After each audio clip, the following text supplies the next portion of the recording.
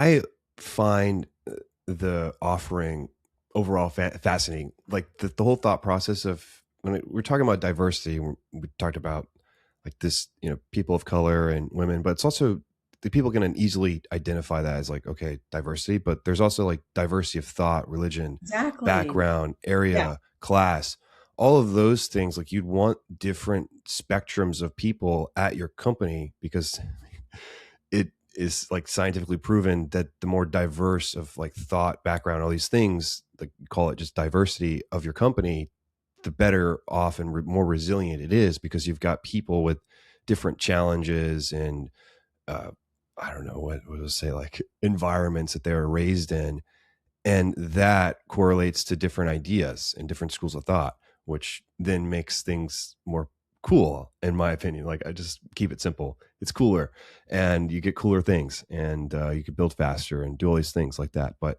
I find that part really cool, and then also I talked about it in my interview during the readiness exam. It's just like there isn't a right or wrong person. Like each person has strengths and weaknesses. And so when you're building out your executive team or you're hiring another important leader at the startup, you've got to make sure that one, people like each other because they're going to be around each other a lot. But then also it's like, what are their weaknesses that like you need to be aware of? And like, are you acceptant of those weaknesses? And does that correlate with the weaknesses?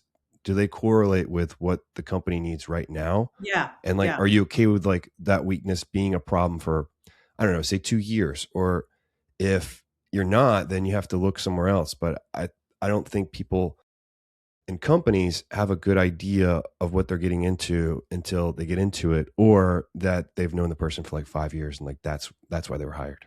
Yeah, I know. I feel like we're still, in the age of AI and all these technological advancements, we're still a bit bes- bespoke. I don't know. That's not the right word. We're still very like informal in how we actually make hiring and promotional decisions. Like you go to major companies and they're like, yeah, we did 5 interviews and had AI read a resume. And it's like, interesting, and some use assessment tools, which I could talk about like why ours is different. But it's just very interesting to me that there's an informality in like these sometimes the most major decisions you make about individuals and people and teams are just kind of left to like a few kind of casual conversations. Which is a wild thing when you think about it with all the technology. Where are we on these important, like an important decision? I feel like if when you're hiring somebody, it's most of the time like a one door decision where you can change your mind later on, but you still have lost probably 6 or like 8 months.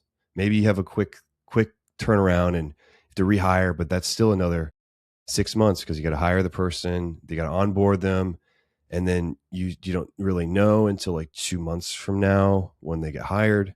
So if you do that twice, it's 6 months. If you're waiting till 6 months, like it's still like 6 months. So like, that's a long time. And when you're talking about at a like a leadership standpoint or at a startup, 6 months is a very long time to have a gap, Yes. and you got to get it right And I sooner feel than like later. these tools kind of help, make that more prominent. Like hopefully, uh, when used in sequence with other decision making processes, it's like, yeah, could we just improve the odds by, in the case of startups, like 5 to 10%? That would have material impacts on portfolios all over the place.